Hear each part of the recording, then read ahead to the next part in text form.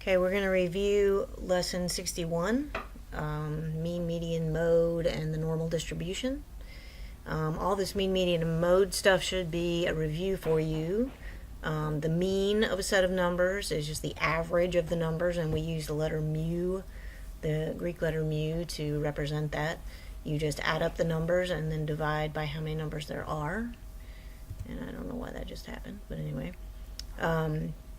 Then the median is the middle number. So in this set of numbers here, first of all, you have to put the numbers in order. So you've got 85, 85, 87, 89, 98. So these are those 5 numbers. The middle number is the median. And then if you have an even number of numbers and you don't have a middle number, then you have to look at the 2 numbers that are in the middle. So here that would be 4 and 5, and you add them and divide by 2 to get your median. So that's going to be 9/2, or 4.5 for that median. The mode of a set of numbers is just a number that appears most often. Not every set will have a mode, but it's just a number that appears more than the others. So this list doesn't have a mode. The list above, like this set here, the mode would be 85 because it happens more often than the others. So the standard deviation is what mathematicians use to get a feel for how far away from the mean the values tend to lie. So what you do when you're looking for the standard deviation is, first of all, you look at the deviations of each measurement. So you, like in this problem here, you've got 4 dogs that are 4 pounds, 7 pounds, 9 pounds, and 20 pounds. And if you find the mean of that set, it's 10. And then you look at the distance away from the mean that the values are. So 4 pounds is, the deviation for that would be -6 because it's 6 to the left of the mean. And then for the 7 pounds, that's 3 to the left of the mean, so its deviation would be -3. And then for 9, that's 1 to the left of the mean, so that's a -1 deviation. And then 20 has a positive deviation, a deviation of +10. So also the range of the data is from the lowest data point to the highest data point, the difference between those two things. But anyway, so the deviations are just the directed distance from the mean to each data point, each thing in the list. All right, so the deviation for 4, like I said, is -6 because it's 6 to the left of 10, which is the mean. 7 is the deviation for 7 is -3 because it's 3 to the left of the mean. 9, the deviation for 9 is -1 because it's 1 to the left of the mean. And for 20, the deviation is +10 because it's 10 to the right of the mean. The average of the squares of the deviations is called the variance. So for the variance, you take the average of the squares of the deviations. All right, so that's kind of a mouthful, but it doesn't really matter if they're positive or negative at this point because you're squaring all of them. And you just add them up and divide by how many there are, and that is going to be your your variance. And then the square root of the variance is what is called the standard deviation, which we use this letter sigma to represent. So let me just get out the calculator here and go ahead. So that comes out to be 36.5 if you multiply that all out. And then the square root of that number is what is called the standard deviation, which we use the letter sigma to represent. So the square root of the variance is the standard deviation, which in this case is about 6.04. Okay, so the measured distances in experiment are 12, 7, 15, and 10. Find the mean and the standard deviation of the distances. So this is saying that you've got a set of data and you're going to try to find the mean and the standard deviation. So if you're going to find the mean, you first of all add up the numbers and divide by how many there are. So 12 plus 7 plus 15 plus 10 divided by 4. That's 19, 29, 39, 44 over 4. is 11. So the mean is 11. That's the mean. Okay, so to find the standard deviation, first of all, you've got to find the variance.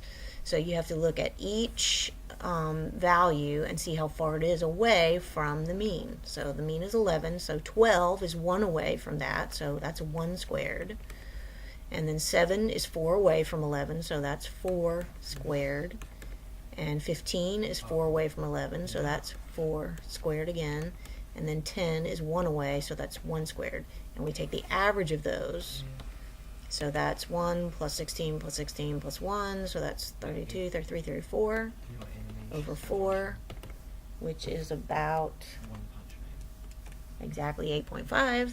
And then you take the square root of that for sigma. Square root of 8.5 is about 2.92. Okay, so you noticed there when I was doing the variance, I didn't worry about whether it was positive or negative for these numbers because I'm squaring all of them anyway. So you don't have to worry about that unless they ask you for the deviation. The deviation is the directed distance. So if somebody said, what's the deviation for one of those numbers, you'd have to give, whether it's to the left or to the right, you'd have to call it positive or negative. But if you're just trying to find the standard deviation and you're finding the variance, then you're squaring all those differences between the mean and each number, and so it doesn't really matter if they're positive or negative. All right, so that's how you find standard deviation. All right, so the normal distribution is a distribution that happens a lot in real-world situations where, like for height, for example, if you're talking about the height of a population of American males, you're going to have, most of them are going to be at, I don't know what it is, maybe 5'10", and 90 or 68% of the population will lie within 1 standard deviation of that, and so it's just something that happens in nature approximately, and so it's just a particular kind of distribution that we study, and it's sometimes called a bell curve, and it looks like this. And what you have to know about a normal distribution, all you have to know is, first of all, that the mean, median, and mode are the exact same thing. So whatever this number is right here, that is the mean, the median, and the mode right here. And so you see the letter for mean here. And then about 68% of all the values lie within 1 standard deviation of the mean. Okay? And then about 95% of the values lie within 2 standard deviations of the mean. And about 99% of all the values lie within 3 standard deviations of the mean. So you never get further than 3 standard deviations away from the mean, except in weird cases, like you've got a guy who's 8 feet tall or something, but that very rarely happens.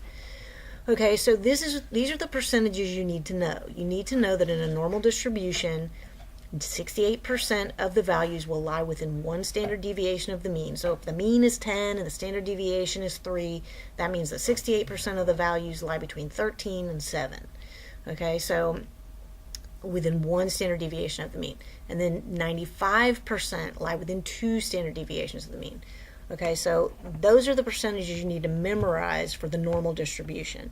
You need to know that 68% of the values lie within 1 standard deviation of the mean, 95% lie within 2 standard deviations of the mean, and 99% lie within 3 standard deviations of the mean in any normal distribution, any approximately normal distribution. Okay, so that's basically what you need to know about the normal distribution. So if you saw a problem like this where it said that the mean of the distribution is approximately normal is 100, so they're giving you this information, the mean of some normal distribution is 100, and the standard deviation is 5. Okay, so use the standard deviation to tell how the data are distributed with respect to the mean. So all you would have to say is that 68% of the data lie between 95 and 105, because the mean is 100, standard deviation is 5, so that's within 1 standard deviation of the mean. 95% of the data lie between or R between, I guess I should say, R between the numbers 90. Ooh, sorry about that. And 110. So 2 standard deviations, 2 of these, 10, within 10 of the mean. And then 99% are between 3 standard deviations, so 15 away, so between 85 and 115. Okay, so that's, basically all that you have to know about the normal distribution is what it means. It means that given the mean and the standard deviation, you just need to know the percentages of values that are going to lie between 1, 2, and 3 standard deviations of the mean. And you can use that information to figure out other values. Now, the box and whisker plot is a review that you can just look up how to do that. It's just, you've done it a million times probably.